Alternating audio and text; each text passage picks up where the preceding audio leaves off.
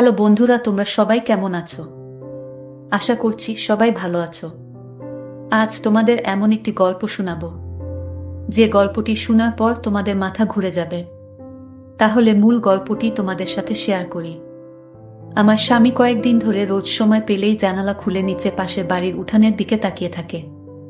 প্রথম প্রথম আমি সেটাকে স্বাভাবিক ঘটনা বলে মনে করে ব্যাপারটা খুব একটা আমলে নিইনি, কিন্তু সেটা যখন আমার চোখের সামনে ঘন ঘন হতে লাগলো, তখন আর নিজের কৌতূহল চেপে রাখতে পারলাম না। খুব জানার ইচ্ছে হতে লাগলো ঘটনাটা আসলে কি। আমার স্বামী আশরাফ নিচে তাকিয়ে পাশের বাড়িতে কি এমন জিনিস অমন অপলক দৃষ্টিতে তাকিয়ে দেখে, তা জানতে স্বামীর বিরুদ্ধে আমি তলে তলে গোয়েন্দাগিরি শুরু করলাম। কখন সে জানালার সামনে গিয়ে দাঁড়ায় তাই লক্ষ্য করতে থাকলাম। ইচ্ছে আছে ঠিক তখনই গিয়ে তাকে জিজ্ঞেস করব, কি দেখো অমন করে। এরপর থেকে দুদিন ধরে সে অফিসের কাজে অনেক ব্যস্ত হয়ে পড়ল। তার জন্যই হয়তো জানালার কাছে যাওয়ার সময় পাচ্ছে না সে। আমি যে তাকে নজরে রাখছি তা কিন্তু মোটেই বুঝতে দিলাম না। সেও এই সম্বন্ধে কিছু আন্দাজ করতে পারল না। এ বাড়িটা 3 তলা আর পাশের বাড়িটি হাফ বিল্ডিং, টিনের চৌচালা বিশিষ্ট ঘরবাড়ি। মাঝখানে মোটামুটি ভালোই বড়সড় একটা কাঁচা উঠোন। সেখানে প্রায়ই আমি দেখতে পাই বিভিন্ন ঘরের ভাড়াটিয়ারা বসে গল্প করে সময় কাটায়। শীতের দিনে ভাড়াটিয়াদের বউ ঝিয়েরা ঘরের বাইরে এসে উঠানে রোদ পোহাতে বসে থাকে। 3 তলা থেকে তা ভালো করেই দেখতে পাওয়া যায়। পাশের বাড়ি হলেও এ বাড়ি ও পাশের বাড়ির মধ্যে রাত আর দিন তফাৎ। ওখানে সব নিম্নবর্গের মানুষ বসবাস করে, আর এখানে সমাজের উঁচু শ্রেণীর মানুষ। যার পর নাই তাদের ও আমাদের সমাজ এক হলেও অঘোষিতভাবে তা আলাদা। নয়তো এ বাড়ির সবাই পাশের বাড়ির মানুষদের এড়িয়ে চলতেই বেশি পছন্দ করে। এ বাড়ির মানুষ ও বাড়িতে যায় না বললেই চলে, কিন্তু ও বাড়ির অনেক ভাড়াটিয়া ঠেকাবে ঠেকায় এ বাড়িতে মাঝে মাঝে আসে। আর পাশের বাড়ির মালিক তিনি থাকেন ঢাকায়। তিনি অবশ্য এ বাড়ির মালিকের অনাত্মীয় হলেও আত্মীয়ের অধিক অধিকার রাখেন। সপ্তাহ খানেক পরে হঠাৎ করে একদিন আমার সামনে সুযোগ এসে গেল। আশরাফকে দেখলাম জানালার কাছে দাঁড়িয়ে আছে। সেই অবস্থায় তাকে দেখে কাছে গিয়ে জিজ্ঞেস করলাম, কি গো, তুমি নিচের দিকে তাকিয়ে প্রতিদিন কি দেখো? আমার স্বামী স্বাভাবিকভাবে বলে, কই কিছু না তো। আমি তার কথা বিশ্বাস করতে পারলাম না। পুরুষ মানুষের চোখ দুটি কিসের দিকে বেশি আকৃষ্ট হয় তা তো আর আমাকে কারো বলে দিতে হবে না। আমি তা ভালো করেই জানি। তাই স্বামীর সরল কথা আমি এত সহজে মেনে নিতে পারছি না। অবশ্য পাশের বাড়িতে অমন কেউ নেই যে আমাকে টেক্কা দিতে পারে, আর ওরা তো অনেক দিন ধরেই সেখানে আছে। আগে তো কখনো এমন স্বভাব ছিল না আমার স্বামীর। তবে হঠাৎ করে কি এমন দেখার জিনিস গজালো সেই বাড়িতে, তা আমাকে জানতেই হবে। মনে মনে ভাবলাম, নিশ্চয়ই নিচের সেই বাড়িতে দেখার মতো কিছু একটা অবশ্যই আছে, নইলে প্রতিদিন সে একই রুটিন মেনে চলছে কেন। সেদিন থেকে আমার স্বামী জানালার কাছে কম যায়। আমিও তাই সবসময় একটা চোখ সেদিকেই রাখি, কিন্তু এখন আর ওকে জানালার কাছে বেশি যেতে দেখি না। বুঝতে পারলাম বোকামি করে ফেলেছি। জিজ্ঞেস না করে পিছনে দাঁড়িয়ে উকি দিয়ে দেখলেই সব আমার কাছে পরিষ্কার হয়ে যেত। এখন আমার স্বামী নিশ্চয়ই সাবধান হয়ে গেছে। তাকে ধরা এখন কি আর আমার পক্ষে এত সহজ হবে? জানি সেই রকম কিছু হলে মোটেই সহজ হবে না, কিন্তু আমিও হাল ছাড়বার পাত্রী নই। বিয়ের পরে মা আমাকে পৈপি করে বলে দিয়েছেন, শোনো মা, পুরুষ মানুষকে কখনো চোখের আড়াল করতে নেই, তবে দেখবি কই না কই গিয়ে একটা না একটা অঘটন ঘটিয়ে ছাড়বে। মায়ের কথাটি কিন্তু আমি কখনো ভুলি না। এই পুরুষ মানুষগুলো বড়ই অদ্ভুত, কখন কি করে বসে তার কোনো গ্যারান্টি নেই। তাই আমিও ভালো মতো সাবধানে থাকি। স্বামীকে যথাসম্ভব চোখের দৃষ্টিতে বেঁধে রাখার চেষ্টা করি। একদিন আমার স্বামীকে বললাম, টুকিটাকি কিছু জিনিসপত্র কেনার দরকার, চল মার্কেটে যাই। আমার স্বামীর শরীর ভালো নয় বলে আমাকে একাই মার্কেটে যেতে হলো। তাই বাধ্য হয়ে তাকে ঘরে রেখে মার্কেটে গিয়ে এটা সেটা কিনে তাড়াতাড়ি ফিরে এসে দেখি ঘরের দরজা খোলা।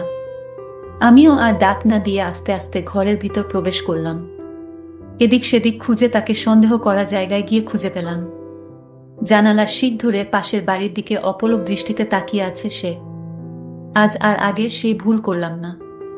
চুপিসারে তার পিছনে গিয়ে নিচে উকি দিয়ে দেখলাম দুজন দুজনের দিকে অপলক দৃষ্টিতে তাকিয়ে আছে। আরে পাশের বাড়ির উঠানের মাঝখানে দাঁড়িয়ে আছে। আমি আসার সাথে সাথেই সে পালিয়ে গেল। আর আমার স্বামী তার দিকেই অমনভাবে তাকিয়েছিল। বাহিরে কি ছিল, মানুষ না অন্য কিছু, তা আমি কখনোই দেখতে পারিনি। আর একটু আগে এলে হয়তো দেখতে পেতাম। আমি মনে মনে ভাবলাম কি ভুল করেছি, আর একটু আগে এলেই সব পরিষ্কার হয়ে যেত। কিন্তু আজ আর সেই সুযোগ হয়নি। হঠাৎ একটা দৃশ্য দেখে আমার মাথাটা চক্কর দিয়ে উঠল। আশরাফের গায়ে পড়ে যাচ্ছিলাম প্রায়, কিন্তু জানালার শিক ধরে নিজেকে সামলিয়ে নিলাম। তাই দেখে আশরাফ চমকে উঠে জিজ্ঞেস করে, তুমি কখন কোনো সময় এলে? দরজাকে খুলে দিল। আমি বললাম, তুমি কোনো কথা বলবে না আমার সাথে? নিচে তাকিয়ে দেখলাম নিচের উঠানে এখনো নির্লজ্জের মতো জানালা দিয়ে তুমি কি এমন দেখছো? তার চোখে মুখে ভয়ের ছাপ স্পষ্ট দেখতে পাচ্ছি আমি। ওদিকে তাকিয়ে চোখের জল ফেলে বললাম, জানি না তিনি শুনতে পেলেন কিনা, তবে আমার মুখ ও বলার ভাব দেখে নিশ্চয়ই বুঝতে পেরেছেন। আমি তাকে সন্দেহ করা শুরু করলাম। আমার মন থেকে কিছুতেই সন্দেহর ভারটা সরাতে পারছি না। সেখানে সন্দেহ ছাড়া কিছুই ছিল না আমার। আমার স্বামী আমাকে অনেক বোঝানোর চেষ্টা করলেন, কিন্তু আমি তার কোনো কথা শুনতে রাজি হলাম না। সেদিন থেকে 1 সপ্তাহ ধরে দুইজন 2 রুমে থাকি। স্বামীর সব কাজ নীরবে করে যায়, কিন্তু কথা বলতে মন চায় না।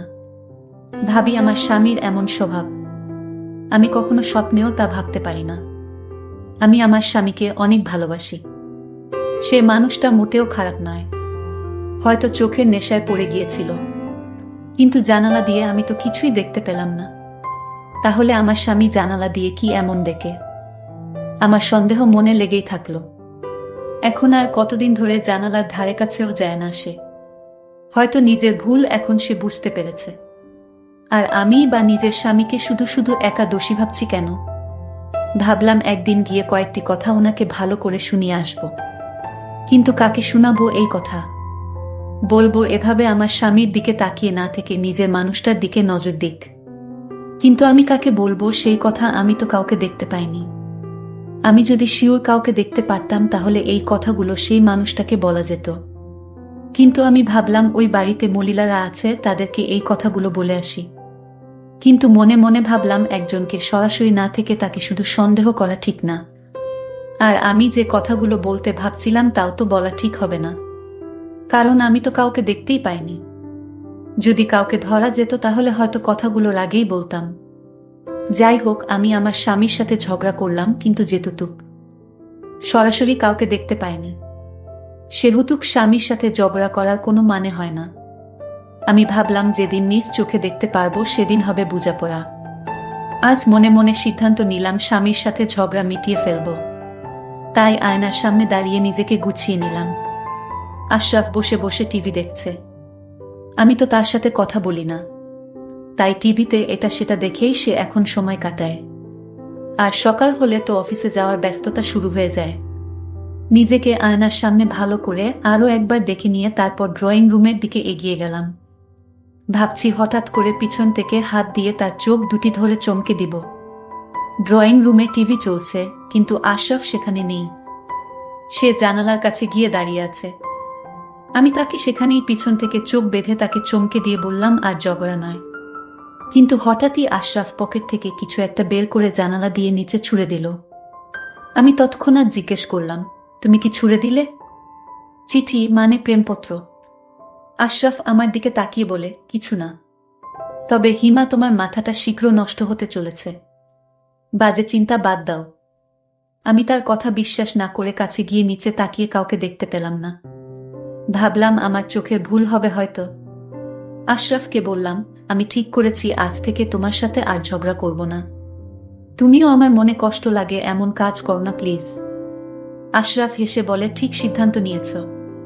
আমি কখনোই এমন কাজ করব না কখনো, যাতে তুমি কষ্ট পাও। সেদিন আমরা অনেক জায়গায় ঘুরতে গেলাম, কিন্তু পরদিন জানালার কাছে একটা 1000 টাকার নোট পড়ে আছে দেখে তুলে নিলাম।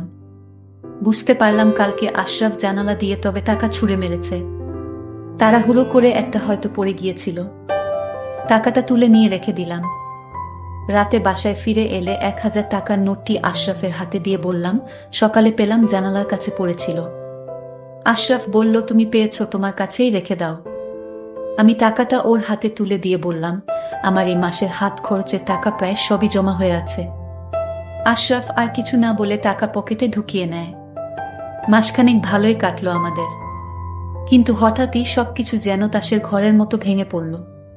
আমি শুধু দেখে কষ্টে পেলাম, কিছু করতে পারলাম না।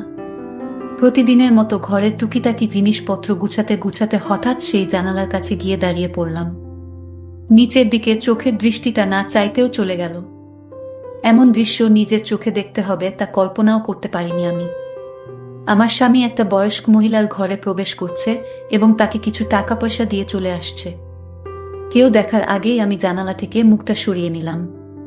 আমি ভাবলাম, আমার স্বামী তো কিছু হয় না এই মহিলার, তাহলে আমার স্বামী তাকে টাকা দিল কেন? আমি কিছুই বুঝতে পারছি না। আজকে এই দৃশ্য দেখতে পেয়েও আমার মাথা চক্কর দিয়ে উঠল না। এর কারণ হলো ওই মহিলাটিকে আমার জানা নেই। আমার স্বামীকে জিজ্ঞেস করলাম, আশরাফ, তুমি তো বলেছিলে তোমার মনে কথা আমার কাছে বলবে। বিয়ের আগে তুমি আমায় কথা দিয়েছিলে তুমি আমার সাথে তোমার সকল কথা শেয়ার করবে। তাহলে আজ জানতে চাই এই মহিলাটিকে যার দিকে তুমি তাকিয়ে থাকো সে তোমার কি হয়? আমি আমার স্ত্রীকে বললাম, আমার প্রতি তোমার বিশ্বাস আছে, যদি থাকে তাহলে এই প্রশ্ন আমাকে আর দ্বিতীয়বার করবে না। কেন করব না? আমাকে তোমার বলতেই হবে উনি কে, ওনার সাথে তোমার কিসের সম্পর্ক? এই কথা বলার সাথে সাথেই আমার স্বামী আমাকে একটি জোরে চড় মারে। আমি চোখের পানি ধরে রাখতে পারিনি, আমি কান্না করতে লাগলাম। আমার স্বামী তখন বলল, আমার চোখের আড়াল হয়ে কান্না করো। যে স্ত্রী তার স্বামীকে বিশ্বাস করে না তার প্রতি আমার কোনো দায়িত্ব নেই, তার দুঃখ বুঝার দরকারও আমার। আমার স্ত্রী তখন বলল, এই সংসারে আমি আর থাকতে চাই না। খুব স্বাভাবিকভাবেই নিচে নেমে এলাম।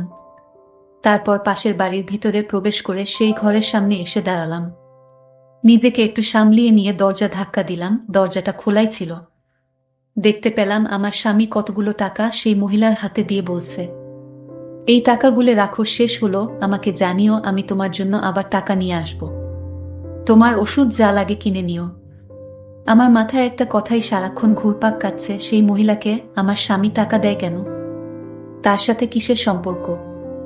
আমার মনকে আমি কিছুতেই বুঝাতে পারছি না। আমার মনে সন্দেহ লাগলো, তাহলে কি ওই মহিলার সাথে? না, আমি কিছুই ভাবতে পারছি। আমি আর এই সংসারে থাকবো না। আমি আমার বাবার বাড়ি চলে এলাম। কিন্তু আমার বাবা জিজ্ঞাসা করলো, কিরে মা, তুই হঠাৎ চলে এলি যে? আমি বললাম, বাবা, আমি আর আমার স্বামীর বাসায় যাব না। আমি আমার স্বামীকে ভুলে যেতে চাই। বাবা আমায় বলল, কি হয়েছে মা, আমায় বলো দেখি সমাধান করা যায় কিনা। কিন্তু আমি বললাম, তোমার জামাইয়ের কথা মুখে আর উচ্চারণ করবে না।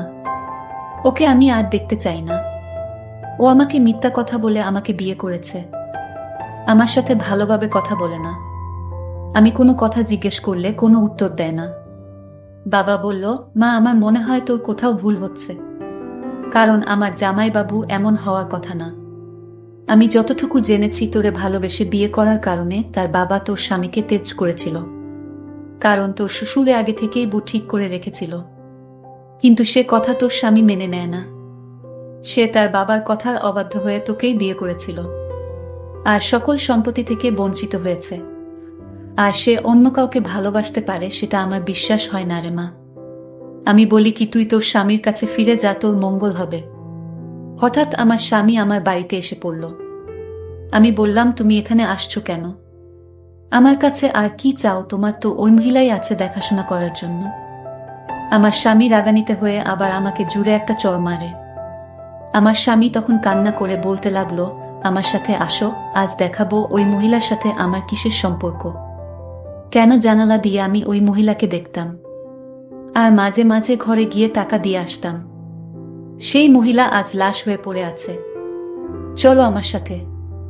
আমার স্বামীর কথায় আমার স্বামীর সাথে চলে আসলাম।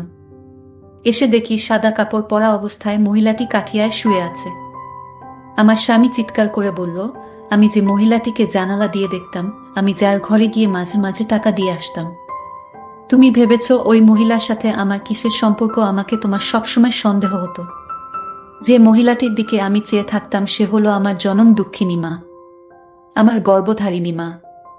সেই আর কেউ নয়, আমার মা, আমার আম্মা, যে আমাকে কুলেপিঠে করে লালন পালন করে মানুষ করেছে। আমার স্বামী এই কথা বলছিল আর হাউমাউ করে কান্না করছিল। তার চোখে যেন জলের সাগর বইছে। আমার স্বামী আমাকে বলল, জানো হিমা, আমি যখন তোমাকে ভালোবাসতাম তখন আমার বাবা আমাদের এই বিয়েটা মেনে নিতে পারেনি। কিন্তু আমার মা আমাকে সাহস দিয়ে বলেছিল, বাবা তুই যাকে ভালোবাসিস তাকেই বিয়ে করো। আমি আমার মাকে বললাম, মা তুমি দোয়া করো। এইদিকে আমার বাবা আমাকে তেজ করেছে। শুধু তোমার জন্য আমি সবকিছু ছেড়ে শহরে আসি। আমার কাছে মনে হয়েছিল সম্পদের চেয়ে আমার কাছে তুমি অনেক দামি, কারণ আমি তোমায় ছাড়া বাঁচব না। আর তাই আমি তোমাকে বাবার অবাধ্য হয়ে বিয়ে করেছি। আমি যখন বাড়ি থেকে বের হয়ে আসি তখন আমার মা আমাকে দেখার জন্য ছটপট করত।